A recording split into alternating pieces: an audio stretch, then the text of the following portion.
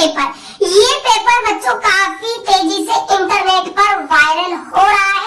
एकदम विज्ञान का 21 मार्च का एकदम वायरल पेपर है जो मैं आपको इस वीडियो के अंदर करवाने वाला हूँ। प्यारे बच्चों, वीडियो को पूरा देखना। यदि आप इस पूरा वीडियो को अच्छे से देख लेते हो, इस पूरे पेपर को आप अच्छे से तैयार कर लेते हो, तो भाई आप बोर्ड एग्जाम में 80 में से 80 मार्क्स आप फोड़कर आ सकते हो। देख सकते हो ये माध्यमिक परीक्षा 2000 विज्ञान का पेपर है जो आपका भाई 21 मार्च को होने वाला है। यहाँ पर देख लीजिए आपकी क्वेश्चन बुकलेट नंबर दिया हुआ है S3107-212। यहाँ पर भी आपको अपना रोल नंबर डालना है और ये साइंस के पेपर का कोड है S07। यहाँ पर भाई आपका बार कोड है।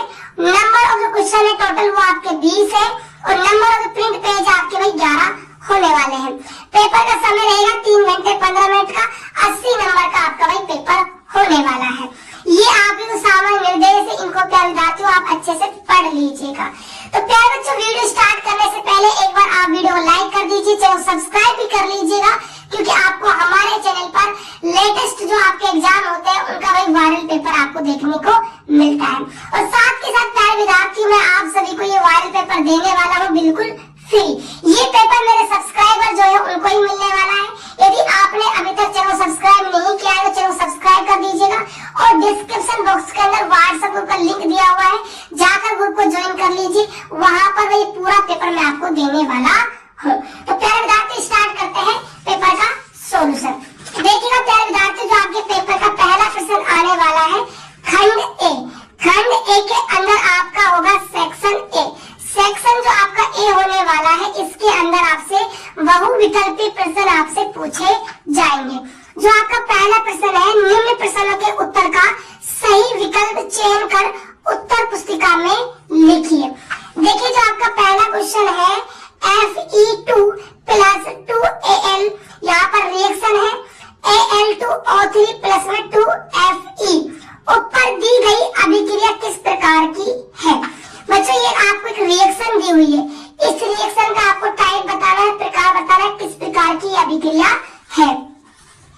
ए ऑप्शन है संयोजन अभिक्रिया, बी ऑप्शन है अपघटन अभिक्रिया, सी ऑप्शन है वियोजन अभिक्रिया, डी ऑप्शन है विस्थापन अभिक्रिया। तो प्यारे विद्यार्थी, ये आपकी विस्थापन अभिक्रिया है, इसीलिए आपका डी ऑप्शन सही हो जाएगा। अगला प्रश्न देखिएगा क्या है आपका, मैग्नीशियम। मैग्नीशियम का वायु में जलन है, तो जो मैग्नीशियम होता है वो वायु में जलता है, तो इसका जलन क्या कहलाता है? अपचयन कहलाएगा, वाष्पन है, सी ऑप्शन में ऑक्सीकरण है, डी ऑप्शन में ऊर्ध्वपातन है। तो ये आपका कहलाता है ऑक्सीकरण, क्योंकि यहाँ पर ऑक्सीजन की उपस्थिति में जला है, तो इसलिए इसका ऑक्सीकरण होने वाला है। सी ऑप्शन आपका बिल्कुल सही हो जाएगा। अगला यहाँ पर प्रश्न देखिएगा, प्रश्न संख्या सेकंड क्या है, आपसे पूछा गया है बेकिंग सोडा को गर्म करने पर बना यौगिक। बेकिंग सोडा को जब हम गर्म कर देते हैं तो कौन सा यौगिक बनता है, ये आपको बताना है। NaNO3 ए ऑप्शन में है, बी ऑप्शन में Na2CO3, सी ऑप्शन में है NH4Cl, डी ऑप्शन में है NaHCO3। तो इसका सही आंसर हो जाएगा आपका Na2CO3। यहाँ पर बी ऑप्शन आपका बिल्कुल सही हो जाएगा। अगला प्रश्न देखिएगा, पीतल एक मिश्र धातु है। ए ऑप्शन में दिया हुआ है तांबा + में टिन, बी ऑप्शन में दिया हुआ है जिंक टिन और सी ऑप्शन में दिया हुआ है तांबा + में जिंक और डी ऑप्शन में दिया हुआ है तांबा और आपका एल्यूमिनियम। तो प्यारे विद्यार्थी याद रखिएगा, ये जो आपका है ये हो जाएगा तांबा + में जिंक का। सी ऑप्शन आपका बिल्कुल यहाँ पर सही हो जाएगा। अगला प्रश्न देखिएगा, यहाँ पर प्रश्न संख्या है 5। CH3CH2 COOH का IUPAC नाम है।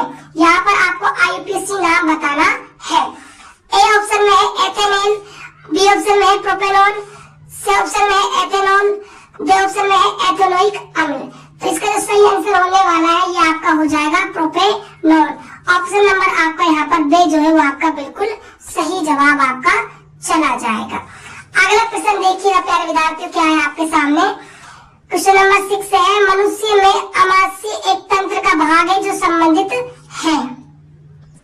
तो देखिएगा यहाँ पर फर्स्ट ऑप्शन है आपका श्वसन, बी ऑप्शन है आपका उत्सर्जन, सी ऑप्शन है आपका पोषण और डी ऑप्शन है आपका परिवहन। तो इसका सही आंसर हो जाएगा आपका पोषण से ऑप्शन प्यारे विद्यार्थियों आपका सही हो जाएगा। अगला प्रश्न देखिएगा यहाँ पर। अगला क्वेश्चन क्या पूछा गया है आपसे कि निम्नलिखित में से कौन सा पादप हार्मोन है? तो ए ऑप्शन है जिबरेलिन, बी ऑप्शन है एस्ट्रोजन, सी ऑप्शन है इंसुलिन, डी ऑप्शन है थायरोक्सिन। यहाँ पर पादप हार्मोन आपको बताना है। तो यहाँ पर जो आपका जिबरेलिन है ये आपका भाई पादप हार्मोन हो जाएगा। ए ऑप्शन आपका सही हो जाएगा। अगला प्रश्न देखिएगा, एक लिंगी पुष्प का उदाहरण है गुड़हल, ए ऑप्शन में, बी ऑप्शन में पपीता, सी ऑप्शन में सरसों, डी ऑप्शन में आपका मटर। तो इसका सही आंसर हो जाएगा आपका पपीता, बी ऑप्शन आपका बिल्कुल सही हो जाएगा। अगला प्रश्न देखिएगा, क्वेश्चन नंबर 9 क्या है? गुणसूत्र की आनुवंशिक सूचना को एक कोशिका पीढ़ी से दूसरी पीढ़ी में ले जाने का कार्य प्रतिपादित किया गया। ए ऑप्शन में है आरएनए द्वारा, बी ऑप्शन में है डीएनए द्वारा, सी ऑप्शन में है हिस्टोन द्वारा और डी ऑप्शन में है कैल्शियम द्वारा। तो इसका सही आंसर हो जाएगा प्यारे विद्यार्थियों आपका डीएनए द्वारा। यहाँ पर आपका बी ऑप्शन सही हो जाएगा। अगला प्रश्न देखिएगा, यहाँ पर नेक्स्ट क्वेश्चन क्या है? अगला क्वेश्चन देखिए, क्वेश्चन नंबर यहाँ पर 10 क्या है? उत्तल लेंस के लिए वह बिंदु जिस पर आपतित किरण बिना मुड़े सीधी निकल जाती है उस बिंदु को कहते हैं फोकस बिंदु, ए ऑप्शन में, बी ऑप्शन में द्वारक, सी ऑप्शन में प्रकाश केंद्र और डी ऑप्शन में वक्रता केंद्र। तो इसका सही आंसर हो जाएगा प्यारे विद्यार्थियों आपका प्रकाश केंद्र, सी ऑप्शन। जब भी हम लेंस से प्रकाश किरण गुजारते हैं प्रकाश केंद्र से तो बिना विचलित हुए सीधी वही निकल जाती है। अगला प्रश्न देखिएगा, स्वस्थ नेत्र के किस भाग पर वस्तु का प्रतिबिंब बनता है? ए ऑप्शन में है दृष्टि पटल पर, बी ऑप्शन है दृष्टि पटल के सामने, सी ऑप्शन है दृष्टि पटल के पीछे और डी ऑप्शन है कोई निश्चित नहीं। तो इसका सही आंसर हो जाएगा दृष्टि पटल पर। ए ऑप्शन आपका बिल्कुल सही हो जाएगा। अगला प्रश्न है, विद्युत शक्ति का ऐसा ही मात्रक है। ए ऑप्शन में दिया है जूल, बी ऑप्शन में वाट, सी ऑप्शन में एम्पियर, डी ऑप्शन में वोल्ट। तो जो विद्युत शक्ति है प्यारे विद्यार्थी इसका जो ऐसा ही आपसे मात्रक पूछा गया है इसका हो जाएगा आपका वाट। यहाँ पर बी ऑप्शन आपका बिल्कुल सही हो जाएगा। याद रखिएगा ये कार्य का होता है, ये धारा का होता है और ये आपका विभव का होता है। ठीक है, चलिए अगला प्रश्न देखिएगा, विद्युत परिपथ में धारा का मापन करने वाला उपकरण है। जो भाई विद्युत धारा का मापन करता है उस उपकरण का आपको नाम बताना है। ऑप्शन देखिएगा, ए ऑप्शन है धारा नियंत्रक, बी ऑप्शन में है वोल्टमीटर, सी ऑप्शन में है एमीटर, डी ऑप्शन में है ओम मीटर। तो इसका सही आंसर प्यारे विद्यार्थियों आपका हो जाएगा एमीटर, सी ऑप्शन आपका बिल्कुल सही हो जाएगा। अगला प्रश्न देखिएगा, यहाँ पर चुंबक द्वारा धारावाही चालक पर लगाए गए बल की दिशा ज्ञात की जाती है। ए ऑप्शन है फ्लेमिंग के वाम हस्त नियम से, बी ऑप्शन है ओम के नियम से, सी ऑप्शन है मैक्सवेल के दक्षिण हस्त नियम से और डी ऑप्शन है उपरोक्त सभी से। तो इसका सही आंसर हो जाएगा फ्लेमिंग के वाम हस्त नियम से। ऑप्शन नंबर आपका ए चला जाएगा। अगला प्रश्न देखिएगा, यहाँ पर लघु पतन के समय परिपथ में विद्युत धारा का मान होता है। ए ऑप्शन है बहुत कम हो जाता है, बी ऑप्शन है परिवर्तित नहीं होता है, सी ऑप्शन है बहुत अधिक बढ़ जाता है और डी ऑप्शन है निरंतर परिवर्तित होता है। तो इसका सही आंसर आपका हो जाएगा बहुत अधिक बढ़ जाता है, सी ऑप्शन आपका सही हो जाएगा। अगला प्रश्न देखिएगा, यहाँ पर ओजोन मंडल के क्षय के ज्ञात कारणों में से सर्वाधिक उत्तरदायी है। पहला ऑप्शन है क्लोरोफ्लोरोकार्बन, बी ऑप्शन में है एल्यूमिनो प्रभाव, सी ऑप्शन में है पीएम और डी ऑप्शन में है ग्रीन हाउस प्रभाव। इसका सही आंसर क्या विद्यार्थियों आपका हो जाएगा क्लोरोफ्लोरोकार्बन। ए ऑप्शन आपका सही हो जाएगा। नेक्स्ट क्वेश्चन देखिएगा। अगला प्रश्न देखने से पहले बच्चों आपसे भी सिर्फ रिक्वेस्ट है, यदि आपने अभी तक भाई चैनल को सब्सक्राइब नहीं किया है तो विद्यार्थियों तो भाई चैनल को सब्सक्राइब जरूर कीजिएगा। ठीक है, ये पेपर आपको भाई टेलीग्राम ग्रुप में मिल जाएगा जिसका लिंक डिस्क्रिप्शन बॉक्स में है, जाकर ज्वाइन कर लीजिएगा।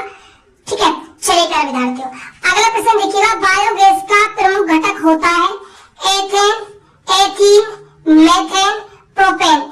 इसका जवाब प्यारे विद्यार्थियों आप सभी को भाई कमेंट करके देना है। ठीक है, कमेंट में बताना है बायोगैस का प्रमुख घटक कौन सा होता है। अगला प्रश्न देखिए, नेक्स्ट क्वेश्चन क्या है यहाँ पर, कोशिका विभाजन को कौन सा हार्मोन प्रेरित करता है? पहला ऑप्शन है एब्सिसिक अम्ल, टेस्टोस्टेरोन, ऑक्सिन, और दो ऑप्शन है साइटोकाइनिन। तो बताइए हार्मोन का आपको यहाँ पर नाम देना है, तो ये आपका हार्मोन हो जाएगा प्यारे विद्यार्थियों साइटोकाइनिन। ऑप्शन नंबर आपका दे बिल्कुल सही जवाब हो जाएगा। अब देखिए ये तो आपके समाप्त होते हैं 18 ऑब्जेक्टिव क्वेश्चन। अब हम बात करेंगे प्रश्न संख्या 2 की। रिक्त स्थानों की पूर्ति कीजिए। यहाँ पर आपको रिक्त स्थानों की पूर्ति करनी है। पहला प्रश्न है जिप्सम का सूत्र खालिस्तान है। जिप्सम का आपसे सूत्र पूछा है, तो इसका सूत्र होता है प्यारे विद्यार्थियों CaSO4.2H2O। ये भाई जिप्सम का क्या है सूत्र होता है। अगला प्रश्न है परमाणु के किसी कोष में इलेक्ट्रॉन की अधिकतम संख्या ज्ञात करने का सूत्र खालिस्तान है। तो इलेक्ट्रॉन की अधिकतम संख्या ज्ञात करने का फॉर्मूला होता है 2n²। ये आपका भी फॉर्मूला होता है। अगला क्वेश्चन देखिएगा, नेक्स्ट क्या है, नर में खालिस्तान हार्मोन का स्रावन होता है। तो नर में कौन से हार्मोन का स्रावन होता है ये आपको भी बताना है। तो इसका सही आंसर हो जाएगा टेस्टोस्टेरोन। टेस्टोस्टेरोन हार्मोन का भाई क्या है स्रावन होता है। अगला प्रश्न देखिए क्या है, एक विद्युत परिपथ में धातु के तार के दो सिरों के बीच विभवांतर उसमें प्रवाहित होने वाली विद्युत धारा के खालिस्तान होता है। तो क्या होता है विद्यार्थी, ये समानुपाती। तो इसका आंसर हो जाएगा आपका समानुपाती। अगला प्रश्न देखिएगा, विद्युत जनित यांत्रिक ऊर्जा को खालिस्तान में बदलती है। तो किस में बदलती है भाई, विद्युत ऊर्जा में बदलती है। तो विद्युत ऊर्जा इसका आंसर हो जाएगा। अगला प्रश्न देखिएगा, पारितंत्र में एक कोशी स्तर से दूसरी कोशी स्तर में ऊर्जा की खालिस्तान होती है। तो क्या होती है भाई, क्षति हो जाए, क्षति यानी कमी हो जाती है। ठीक है, चलिए ये आपके रिक्त स्थान वाले प्रश्न समाप्त होते हैं। अब हम बात करते हैं प्रश्न संख्या 3 की। अति लघुआत्मक प्रश्न, प्रश्नों का उत्तर एक शब्द या एक पंक्ति में लिखिए। तो देखिए पहला क्वेश्चन क्या है, पहला क्वेश्चन है कि अवक्षेपण अभिक्रिया से आप क्या समझते हैं? तो प्यारे विद्यार्थी, जब किसी अभिक्रिया में उत्पाद के रूप में अविलेय पदार्थ बनता है तो वह अविलेय पदार्थ विलयन में नीचे स्थिर हो जाता है और अवक्षेप कहलाता है। जिस अभिक्रिया में अवक्षेप का निर्माण होता है उसे अवक्षेपण अभिक्रिया कहते हैं। ये मैंने आपको शॉर्टकट में इसकी डेफिनेशन बता दी है, आप भाई अच्छे से तैयार कर लीजिएगा। सेकंड क्वेश्चन में पूछा गया है, दो संश्लेषित सूचकों के नाम लिखिए। तो आपको दो नाम लिखने हैं यहाँ पर, तो आप इजीली यहाँ पर नाम लिख सकते हो। पहला तो है आपका मैथिल ऑरेंज, और दूसरा आप कह सकते हो फिनोलेफ्थिन।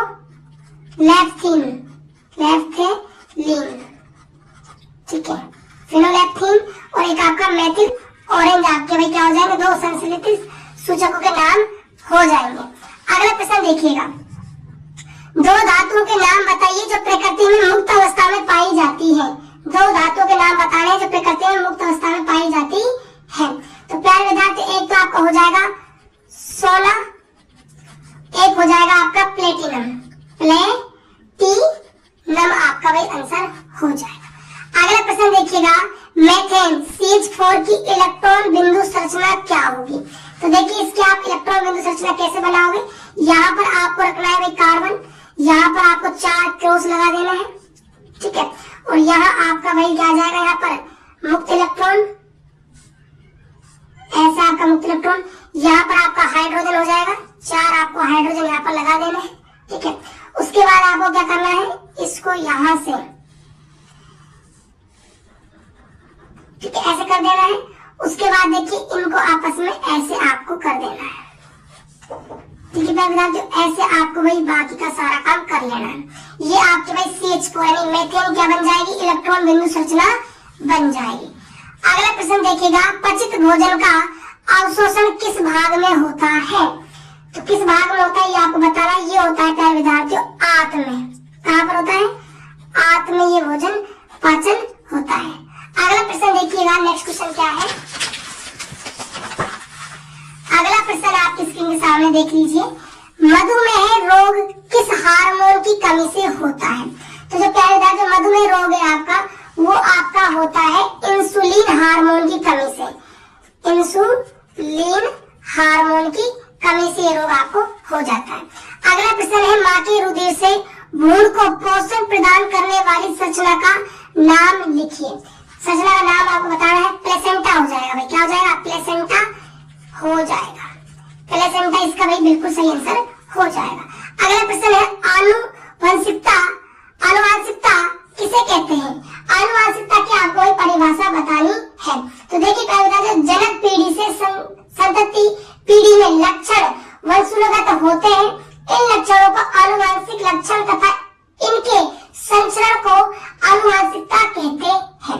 शॉर्टकट मैंने आपको भी बता दिया है, डेफिनेशन आप अच्छे से अपने से तैयार कर लीजिएगा। अगला प्रश्न देखिएगा क्या है। एक उत्तल लेंस की फोकस दूरी 20 सेंटीमीटर है। लेंस की क्षमता कितनी होगी? क्षमता आपसे भी पूछी जा रही है।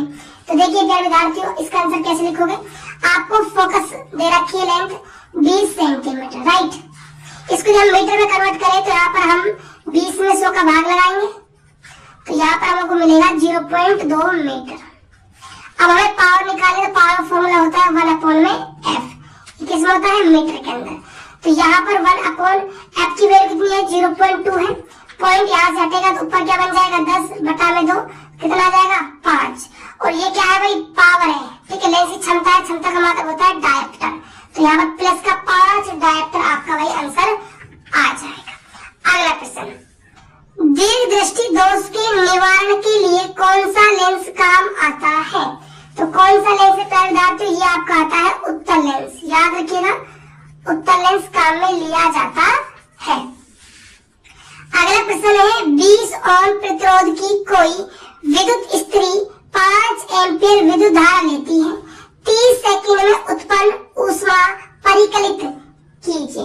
ऊष्मा यानी हीट आपको निकालनी है। फॉर्मूला होता है हीट का H बराबर में I²RT, ठीक है। ये आपका फॉर्मूला। धारा है 5, तो 5 गुणे 5। प्रतिरोध है आपका 20, टाइम है आपका 30 सेकंड। कैलकुलेट करोगे, यहाँ से आपको मिलेगा 15,000 जूल। 15,000 जूल को हम 15 और ये 3 जीरो हम किलो कह सकते हैं। किलो जूल हमारा भाई आंसर निकल कर आ जाएगा। अगला प्रश्न देखिएगा, किसी परिपथ में धारा प्रवाह है या नहीं तथा किस दिशा में है, जानने के लिए हम किस विद्युत उपकरण का उपयोग करते हैं? तो कौन से विद्युत उपकरण का उपयोग करते हैं ये आपको बताना है। तो इसका आंसर हो जाएगा गैल्वेनोमीटर। गैल्वेनोमीटर का ये भाई आपका सही आंसर हो जाएगा। अब देखिए प्यारे विद्यार्थियों, आपका भाई सेक्शन ए हो गया समाप्त। अब बात करते हैं हम सेक्शन डी। सेक्शन डी बच्चों, सेक्शन डी की यानी कि खंड बे के प्रश्नों की। तो देखिए यहाँ पर आपको देखने को मिलेंगे लघुआत्मक प्रश्न, ठीक है। देखिए जो क्वेश्चन नंबर आपका 4 है, किसी पदार्थ X के विलयन का उपयोग सफेदी करने के लिए होता है। अब देखिए इसमें क्या क्या पूछा गया है आपसे। पहला क्वेश्चन पूछा गया है, पदार्थ X का नाम तथा इसका आपको वही सूत्र लिखना है। नाम बताना है और इसका आपको वही फॉर्मूला लिखना है। तो देखिए इसका आंसर क्या हो जाएगा प्यारे विद्यार्थियों, जो आपका X है ये तो आपका हो जाएगा चूना, और इसका फॉर्मूला हो जाएगा CaO, कैल्शियम ऑक्साइड आपका भी फॉर्मूला हो जाएगा। अगला है ऊपर 1 में लिखे पदार्थ X की जल के साथ अभिक्रिया लिखिए। आपको X की वही जल के साथ अभिक्रिया करवानी है। तो X आपका क्या है? कैल्शियम ऑक्साइड CaO प्लस जल है आपका H2O। जब आप इसकी रिएक्शन करवाते हो तो आपको यहाँ पर कैल्शियम हाइड्रो ऑक्साइड मिलेगा, CaOH का होल ट्वाइस आपको मिल जाएगा, ठीक है। अगला प्रश्न देखिएगा, धावन सोडा का रासायनिक सूत्र वे 2 उपयोग लिखिए। तो धावन सोडा का जो यहाँ पर आप रासायनिक सूत्र लिखोगे CaOCl2। 2 इसके आप उपयोग लिख सकते हो पीने के पानी को शुद्ध करने के लिए और व्यंजक के रूप में काम लेने में, ठीक है। अगला प्रश्न देखिएगा, लवण के विलयन की चालकता की जांच का नामांकित चित्र बनाइए। अगला प्रश्न है भोजन के पाचन में लार की क्या भूमिका है, ये आपको बताना है। अगला प्रश्न है किन्हीं 3 पादप हार्मोनों के नाम लिखिए एवं प्रत्येक का एक एक कार्य भी आप बताइए। अगला प्रश्न है यहाँ पर प्रश्न संख्या 9, कायिक प्रवर्धन किसे कहते हैं, कायिक प्रवर्धन का एक लाभ लिखिए। आपको वही परिभाषा बतानी है, उसका एक लाभ बताना है।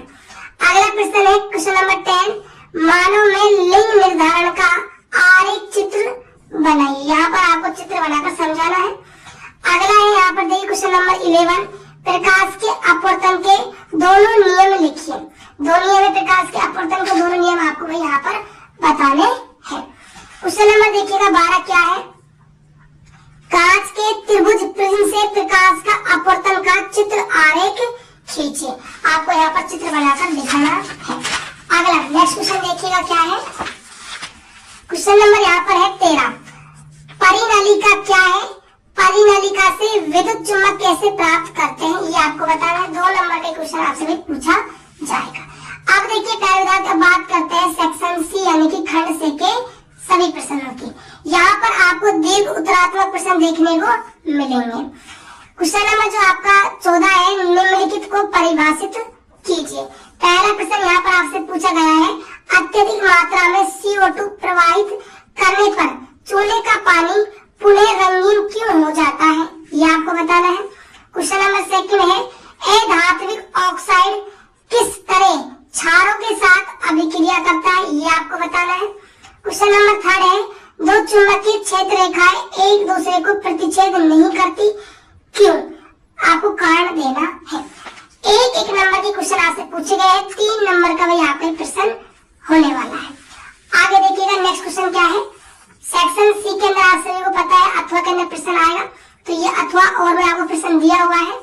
पहला प्रश्न देखिएगा क्या है, व्यंजक चूर्ण का रासायनिक सूत्र वे कोई एक उपयोग लिखिए। बेकिंग सोडा का रासायनिक सूत्र वे एक उपयोग लिखिए। अम्ल तथा क्षार में कोई 2 अंतर लिखिए। अगला प्रश्न देखिए नेक्स्ट क्वेश्चन क्या है, क्वेश्चन नंबर है आपका भाई 15।